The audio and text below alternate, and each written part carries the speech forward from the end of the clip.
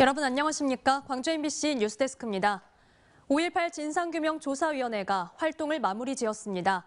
하지만 활동 종료를 코앞에 두고도 과제를 끝내지 못하고 있다는 소식 전해드렸었는데요. 마지막 회의를 거쳐 최종 결과가 나왔는데 진상규명 최대 과제였던 발포 명령 책임자와 안매장의 진실은 결국 밝혀내지 못했습니다. 임지은 기자가 보도합니다. 2019년 출범한 뒤 4년 동안의 공식 활동을 끝낸 5.18 진상규명조사위원회. 활동 마지막 날 급하게 처리한 안건만 직권사건 6건, 신청사건 7건으로 전체 137건 가운데 10%에 가깝습니다. 40여 년이 지난 사건이고 사안 하나하나의 조사가 쉽지 않다는 점에서 정밀한 조사가 이뤄져야 했지만 활동 기한을 맞추기에 급급했던 겁니다. 4년의 시간이 지났지만 은폐된 진실을 밝히겠다는 조사회의 약속은 결국 지켜지지 못했습니다. 우선 진상규명의 가장 큰 과제였던 전남도청 앞 집단 발포의 책임자를 밝히는 데 실패했습니다.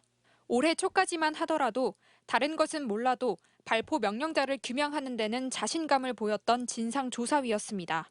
사령관으로 들어가면 보고 내용을 다 이미 알고 있고 그래서 당혹스러웠고 짜증났었다 이런 표현이 돼 있어요.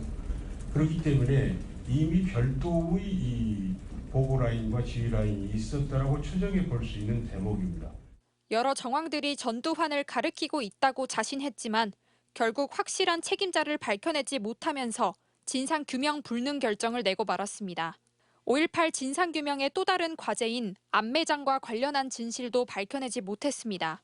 계엄군이 지목한 51개 장소에서 9개 무연고 유해를 발굴했지만 행방불명자 가족과 일치된 유전자는 없었고 광주시 등에서 조사 권한을 넘겨받은 추정지에서도 아무런 유해를 발굴하지 못했습니다.